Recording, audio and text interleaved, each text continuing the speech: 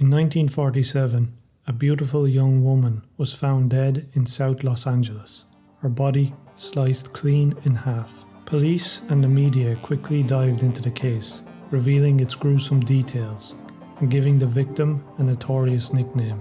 Today, the murder of the Black Dahlia remains unsolved. It happened like this.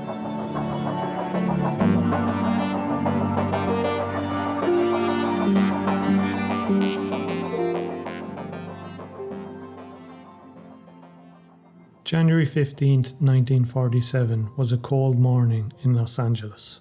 Betty Berzinger, a housewife, left home with her 3-year-old daughter in the south side of the city.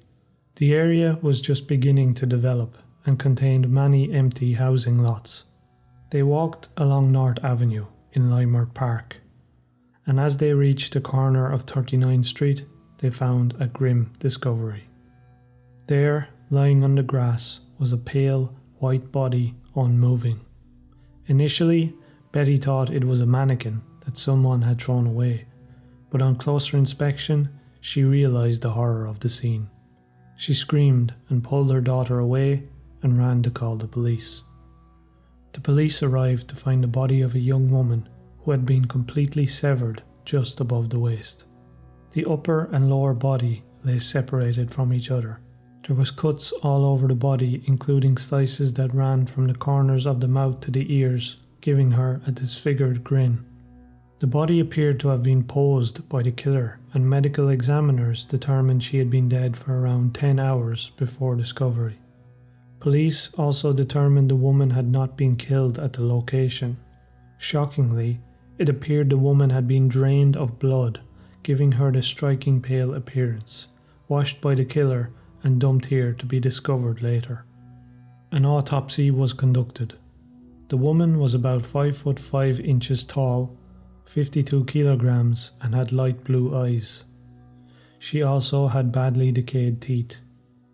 The cause of death was determined to be from multiple blows to the head. Her body then had been disfigured after she had died.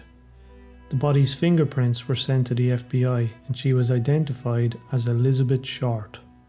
Her prints on file after being arrested for underage drinking in 1943. Then the media got involved. A reporter named Aggie Underwood for the Los Angeles Herald was among the first to arrive on the scene and photographed the body and crime scene. Another paper, the Los Angeles Examiner, then took things to another morbid level. Very quickly after the FBI identified the woman, the paper contacted her mother, Phoebe Short, in Boston. In a shocking lack of empathy, they lied to her, telling her that her daughter had won a beauty contest and offering to fly her out to LA before telling her the real news. The paper managed to keep the news from her and away from the police so that they could have their scoop when she arrived. Under this false narrative, the paper managed to pry lots of personal information about Elizabeth and later would go on to sensationalize and sexualize her and the murder. They described the clothes she was last seen in as a tight skirt and sheer blouse. They described her as adventurous and someone who prowled Hollywood Boulevard. They also gave her the nickname, the Black Dahlia, and described the murder as a sex fiend slaying. The truth, of course, was much more nuanced. Elizabeth was born in Boston, Massachusetts, in the summer of 1924. She was the middle child of 5 daughters. Her father was a sailor in the Navy, and her mother was a housewife. Cleo Alvin, her father, made a living building miniature golf courses, but lost all his money in the 1929 stock market crash. The year after, his car was found abandoned on the Charlestown Bridge, and he was assumed dead. Elizabeth would have been 6 years old at the time. Elizabeth's mother then began working as a bookkeeper to support the family. Elizabeth suffered from severe bronchitis and asthma and found the weather in Boston difficult. She also did not enjoy school and dropped out of her sophomore year. She had lung surgery at 15 years old, after which doctors suggested she move to a warmer climate. She would spend the next 3 winters in Miami, Florida, with friends. Around this time, Elizabeth's father made contact. He wasn't dead. He had run away to California. He wrote to Elizabeth's mother in 1942, apologising, and once the dust was settled, it was decided that Elizabeth would go to live with him there, which she did at 18 years old. Her father was working at a naval shipyard, and they didn't get along. They argued frequently. A year later, she moved out and took a job in a shop in a military base named Camp Cook. While there, she briefly lived with an army sergeant who apparently abused her, and it was shortly after this, in 1943, when she was arrested for drinking. The authorities returned her to Boston, but after a short stay, she moved back down to Florida and only made occasional visits back to Boston to visit family. While there, she met an Army Air Force officer who had been deployed in Asia. He had been injured in a crash in India and had written to her to ask for her hand in marriage. She agreed, but tragically, he died in another plane crash in 1945. Heartbroken, a year later, Elizabeth moved back to LA to visit a friend.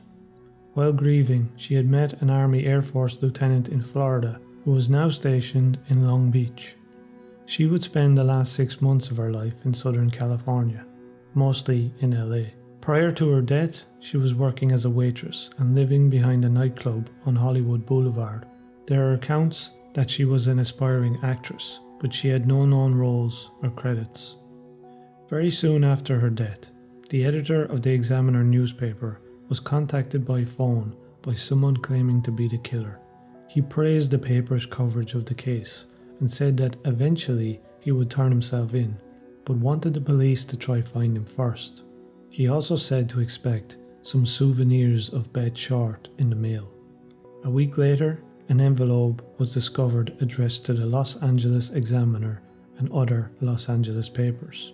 The address and message was made from various newspaper clippings. The front of the envelope read, "Here is Dahlia's belongings, letter to follow." Inside the envelope was Elizabeth's birth certificate, business cards, photographs, names written on paper, and an address book with the name Mark Hansen embossed on the cover.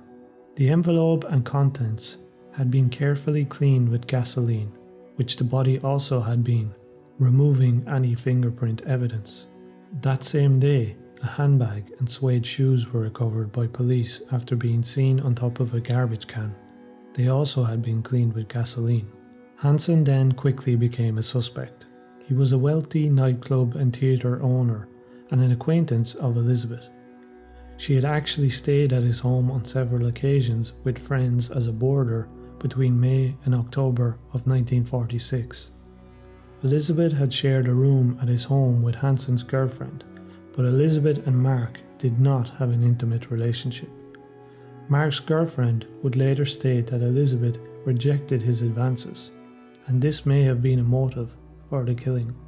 He was one of the last people to speak with her, calling her on January 8, and when questioned about the nature of the conversation, made contradictory statements to the police. The address book that was in the envelope was his, but he had never used it, and Elizabeth had been using it as her own.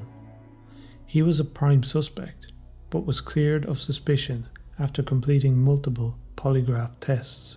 Before her death, Elizabeth had been dating a man named Robert Manley, a 25-year-old married salesman. He was the last person to see her before her disappearance. He told police that he had dropped her off at the Biltmore Hotel on January 9th, after they both had taken a short trip to San Diego. She was supposed to meet her sister, travelling from Boston that afternoon. Witnesses said she had been making phone calls from the lobby of the hotel and in a cocktail bar nearby shortly after. Over the next few weeks after Elizabeth's death, the Los Angeles Police Department mobilized 750 investigators and interviewed over 150 suspects. This included Hansen and Manley. They also combed the city for evidence, searching storm drains, abandoned buildings, and sites along the river. The searches and the interviews yielded very little return. The city council then put up a reward of $10,000 for information leading to the murderer, which led to a number of people coming forward with tips, most of which were considered false, however, and some of the tipsters were even charged with obstruction of justice. Then, on January 26th, another letter arrived to the Examiner. This time the letter was handwritten and read as following. Here it is, turning in Wednesday, January 29th, 10 a.m. Had my fun at police. Black Dahlia, Avenger. The letter also mentioned a location. Police waited at the location, but the killer never appeared, and at 1 p.m. that same day, the paper received another letter stating, "Have changed my mind. You would not give me a square deal. Dahlia killing was justified." The Herald Express also received a letter during this time stating, "I will give up on Dahlia killing if I get 10 years. Don't try to find me." By the start of February, the case had hit a brick wall. In a last-ditch effort, the LAPD served a warrant to the University of Southern California Medical School, requesting a list of students. Due to the injuries to the body and the belief that the killer may have had a medical background, they investigated, but again came up empty. In the aftermath of the case, police criticised the press for their probing of details and unverified reporting. A grand jury was convened, and the LAPD was criticised for its failure to solve many murders, including Elizabeth's, in the preceding years. The case was notorious, and as such led to a large number of confessions, mostly by men. During the initial investigation, police received over 60 confessions, but since then, over 500 people have confessed, including some people not even born yet at the time of the death. The suspect list is also long. They include the following. Walter Bailey, who was a surgeon that lived close to where Elizabeth's body was found. His daughter was a friend of Elizabeth's sister. Bailey died in 1948, and his autopsy showed he had a neurological condition. Bailey had a mistress who claimed he had a terrible secret. Strangely, Elizabeth would falsely tell men she had a son who died in an accident, but it was Bailey in fact who had a son who died in a car crash at age 11. This child died on January 13th, and Elizabeth's body was found on January 15th. Leslie Dillon was a bellhop and former mortician's assistant. He became a suspect after he began writing to the LAPD psychiatric department with his own theories about the case and identified a friend of his named Jeff Connors as a suspect. In his writings, he professed an interest in sadism and sexual violence, and after some time the LAPD began to believe that Jeff Connors didn't actually exist. Dr. J. Paul DeRiver, the LAPD psychiatrist, agreed to meet with Dillon, and he and some undercover officers did so in Las Vegas in December 1948. They then drove to San Francisco together to look for Jeff Connors. During this time, Dillon offered up sensitive details about the crime that he should not have known and was arrested. It turned out, however, that Jeff Connors did exist, but was actually a man named Artie Lane, who had worked at Columbia Studios, a place Elizabeth was known to frequent. After discovering Lane, the police let Dillon go, and shortly after, let Artie Lane go too. They had no conclusive evidence of either being directly involved in the murder. In 2017, a book came out claiming that Dillon and the nightclub owner Mark Hansen were both involved in the killing. George Hodel came to the attention of police after abusing his 14-year-old daughter. He was a physician who specialised in sexually transmitted diseases. In 1950, the police put him under surveillance, and he was heard making incriminating statements saying if he did kill the Black Dahlia, they couldn't prove it now, and also alluding to the fact that his secretary may have been killed by him too. She had died from an overdose, and Hodel had apparently burned some of her papers before calling the police, which may have incriminated him in malpractice. His son, Steve Hodel, an LAPD homicide detective, maintains to this day that his father killed Elizabeth and others over 2 decades. As well as these and other suspects, there was also a number of celebrities identified as possible killers. These included singer Woody Guthrie, filmmaker Orson Welles, and infamous LA mobster Bugsy Siegel. The case has also been linked to other murders, including the Cleveland Torso murders, which occurred between 1934 and 1938. At least 13 people were killed and dismembered by a serial killer who was never caught by the police. There's also the murder of 6-year-old Suzanne Degnan in Chicago. The link here being that Elizabeth's body was found 3 blocks away from Degnan Boulevard, and the killer's writing bore striking similarities to the letters mailed to the newspaper in LA.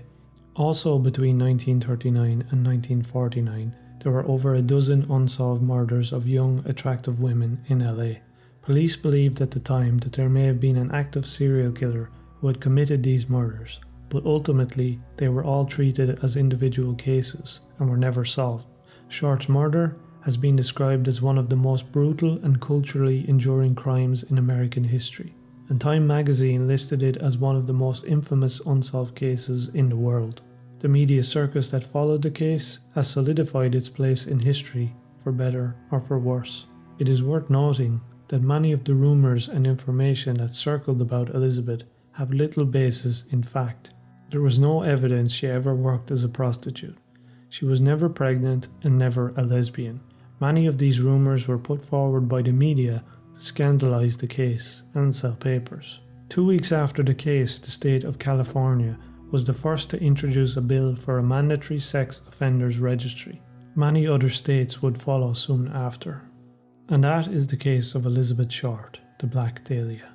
She lived a short and somewhat chaotic life that ended in tragedy.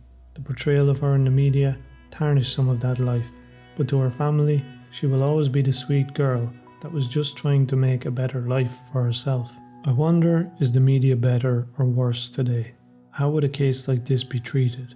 And how easily would it have been for the family to dismiss the lies and rumours of the papers? As mentioned earlier, there were other murders of young women in LA at that time, but due to the media circus, this one is better known and has a lasting legacy. The police probably used some of the media attention to keep interest in the case. This tactic has its pros and cons, but ultimately didn't lead to the capturing of the killer. And why were some of the suspects, some of which appeared to have compelling evidence against them, never formally charged with the murder? When you switch on the TV or surf the internet today, it's easy to find death. War, terrorism, and brutality still rage in many parts of the world. It can be easy to forget just how far we've come. A murder like this, however, will always catch the public's attention and disgust the average person. It is so personal and cruel and psychologically different from what we know as everyday life.